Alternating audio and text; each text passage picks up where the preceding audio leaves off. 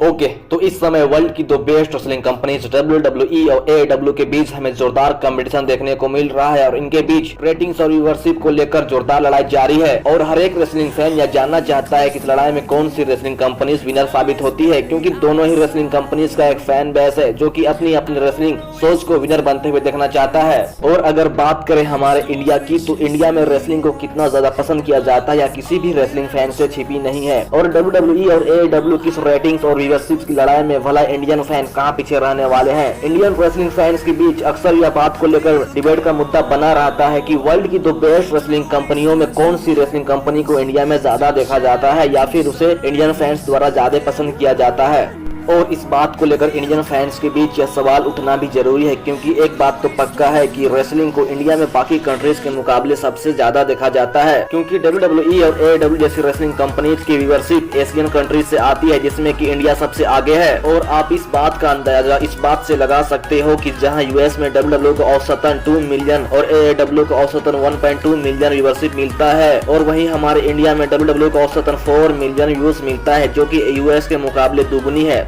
पर बात करें हमारे इंडिया में रेसलिंग सोच की रेटिंग्स की, तो इंडिया में WWE और AEW के सोच को बेहतरीन रेटिंग्स मिल रही हैं, क्योंकि AEW का यूरो स्पोर्ट में आने के साथ ही एयर स्पोर्ट की ग्रोथ में 53% का इजाफा हुआ है। और इसका पूरा श्रेय AEW को जाता है, क्योंकि इस समय AEW को बायजूस स्पॉन्सर कर रही है, जो कि इंडियन क्रिकेट टीम को भी स्पॉन्सर करती है। और किसी भी शो को कोई बड़ी कंपनी स्पॉन्सर तब करती है जब उस सोच की रेटिंग्स बहुत ज्यादा होती है, और इसमें बायजूस बड़े बड़े सोच को स्पॉन्सर कर रही है। तो इससे आप समझ सकते हो कि इंडिया में AEW की रेटिंग्स कितनी ज्यादा है। पर असली सवाल तो यह है कि इस समय इंडिया में WWE और AEW की कंपटीशन में कौन सी कंपनी को ज्यादा रेटिंग्स मिल रही हैं। तो WWE को इस समय इंडिया में AEW के मुकाबले थोड़ी ज्यादा व्यूअरशिप मिल रही है, क्योंकि WWE काफी पुरानी कंपनी है और हर एक रेसलिंग फैन को WWE के बारे में पता है, जबकि AEW को इंडिया में आए कुछ महीने ही हुए हैं, और इसी वजह से बहुत से इंडियन रेसलिंग फैंस को AEW के बारे में पता भी नहीं है। पर जैसे ही इंडियन रेसलिंग फैंस AEW के बारे में धीरे धीरे जानेंगे, तब यह आंकड़ा जाकर चेंज भी हो सकता है और AEW की रेटिंग्स बढ़ते हुए भी दिखेगी।